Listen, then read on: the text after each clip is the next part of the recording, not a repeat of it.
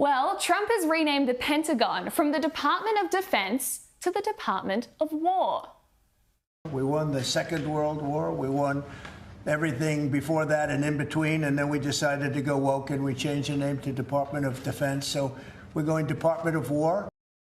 Now, the post-World War II consensus said that the ultimate virtue was inclusivity, tolerance, and ultimately weakness. This manifested itself as weak national identity, weak leaders, and weak defense forces.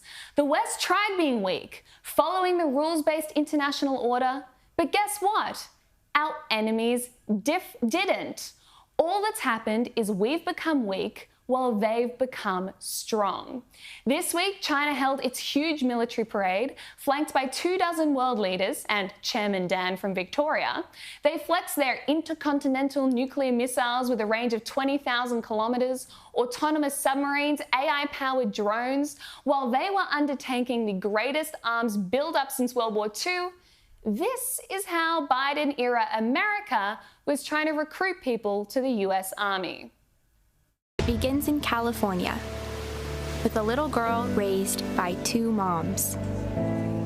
I also marched for equality. I like to think I've been defending freedom from an early age.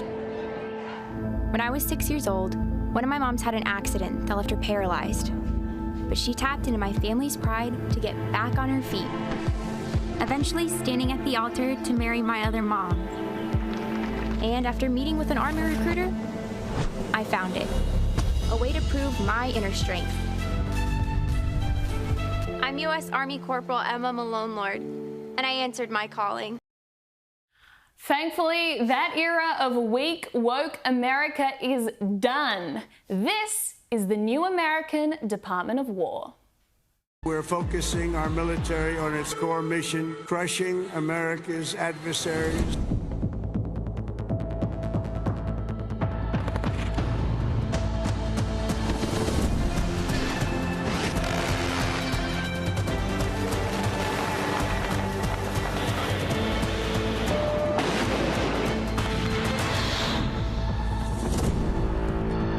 We're in the business of war fighting. Strength not only wins wars, it also attracts people to fight for their country. The US Army has reached its recruitment target 4 months early, and Army recruitment is 10% higher than it was last year. This is deeper than just a rebrand. The Department of War sends a message that the US is done just being the world's policeman. They're here to win wars. They've been playing defense since World War II. Now it's time to go on offense. How I wish our own leaders in Australia would take notes.